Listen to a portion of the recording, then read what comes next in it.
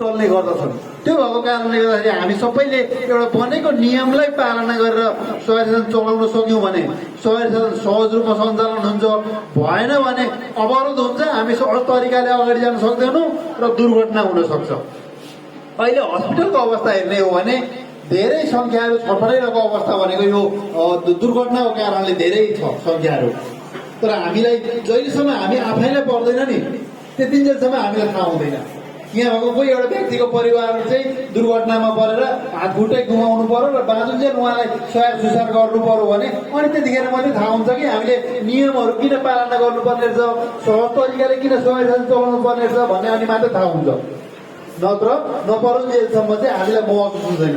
तर अब यहाँ भएका सम्पूर्ण स्टुडेन्टहरूले चाहिँ स्टुडेन्ट टिचरले पनि मलाई पनि यस्तो पर्न सक्छ, पढिसकेपछि यो अवस्था आउँछ भनेर चाहिँ मनन गरेर हामीले शहरी शासन चलायौँ भने त्यो किसिमको पीडा हामीले भोग्नुपर्ने अवस्था हुँदैन। हामी यहाँ आएर आज भन्नु परेको अवस्था पनि यही हो कि भोलि गएर हामीले हस्पिटलमा मात्रै नभेटौँ। दुर्घटना भइसकेपछि प्रहरीले घटनास्थलबाट लिएर हस्पिटल जान्छ, हस्पिटलमा के भयो कसो भएको त्यहाँ पनि बुझ्छौँ। तर त्यो अवस्थामा हाम्रो भेट नहोस् कि बरु यहीँ भनेर भोलि यहाँ दुर्घटनाको पीडा कसैले पनि सहनु नपरोस् भन्ने कारणले गर्दाखेरि चाहिँ आज म यहाँ आएर केही समय लिएर केही कुराहरू दिन गइरहेको छु। यसमा त मैले अगाडि भन्नुपर्ने थियो, थोरै छुट्याएँ कारण मेरो परिचय चाहिँ थोरै दिनुपर्छ। मैले छुटिसकेँ है। मेरो परिचय चाहिँ मेरो नाम नारद प्रसाद दाहाल हो। मेरो घर चाहिँ धनकुटा हो। मैले प्रहरी सेवामा प्रवेश गरेको 72 सालबाट हो। मैले म सुरुदेखि नै ट्राफिक प्रहरीमा हो। प्रहरी र अर्को जनपद प्रहरी र ट्राफिक प्रहरी एउटै प्रहरी हो है। हामी कहिले उता कहिले यता हुन्छ, कोही बेला त्यो पनि कन्फ्युज हुन्छ कहिले दुईवटा छुट्टै हो कि भन्ने। हामी दुईवटा उस्तै हो, कहिले उता कहिले यता हुन्छ। मैले ट्राफिक म्यानेजमेन्ट सम्बन्धी नेपालको अतिरिक्त एउटा इन्डियाको गुजरातमा पनि ट्राफिक व्यवस्थापन सम्बन्धी एउटा ट्रेनिङ गरेर आएको छु। त्यहाँ भएका यहाँ भएका सिकेका बाटामा देखेका सबै कुराहरू चाहिँ म अहिले क्लासमा सेयर गर्नेछु है। अब यहाँ अरूसँग नि परिचय गर्दा हुन्थ्यो, अब म त्यो टाइम छैन, हाम्रो परिचय गर्दै सकिहाल्छ।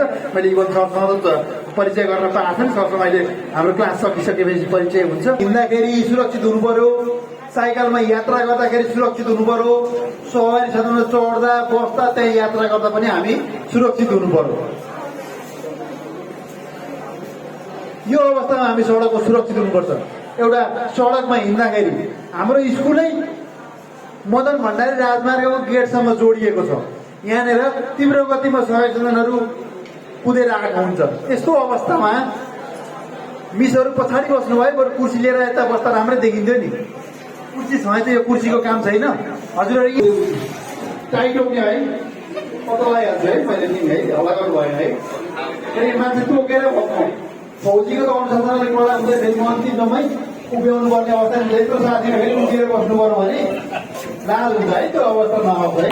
त्यो खालको पनिसमेन्ट त स्कुलमा हुँदैन होला। तर यो ठुलोमा फेरि यस्तो दुर्सङ्ख्यामा म तोडिहाल्छु नि, यति गरिहाल्छु नि भन्ने होइन।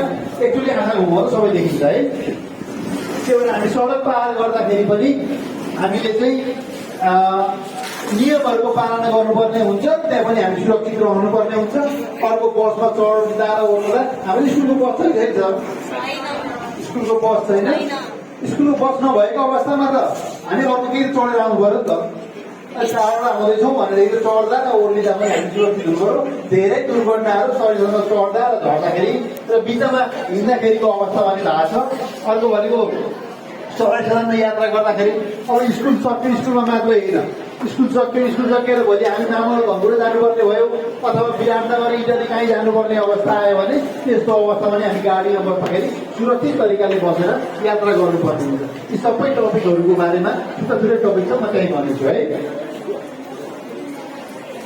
मैले भने बुझिरहेछ?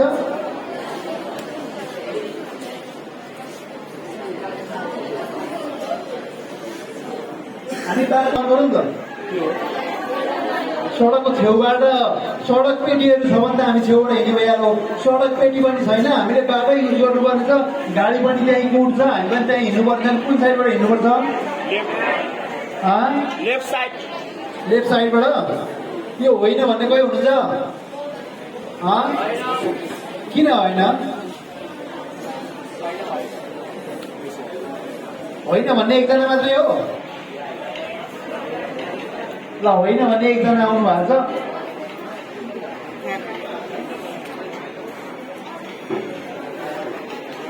हामी बाटोमा जहाँ हाम्रो फुटपाथ छ त्यस्तो अवस्थामा हामी जताबाट हिँडे पनि खासै फरक पर्दैन। हाम्रो आवश्यकता अनुसार हामी जहाँबाट पनि हिँड्न सक्छौँ। उदाहरणको लागि हामी भानुचोकबाट छाता चोकको बिचमा फुटपाथको बाटो छ, त्यस्तो अवस्थामा चाहिँ हामी जताबाट पनि हिँड्न मिल्यो। त्यो बाहेकको हामीले जहाँ फुटपाथ छैन हामीले बाटो युज गर्नुपर्ने हुन्छ, गाडीले पनि त्यही बाटो युज गर्छ, हामीले पनि त्यही बाटो युज गर्छौँ भने हामी कुन साइडबाट हिँड्ने अरे? दाहिने किनारबाट किन?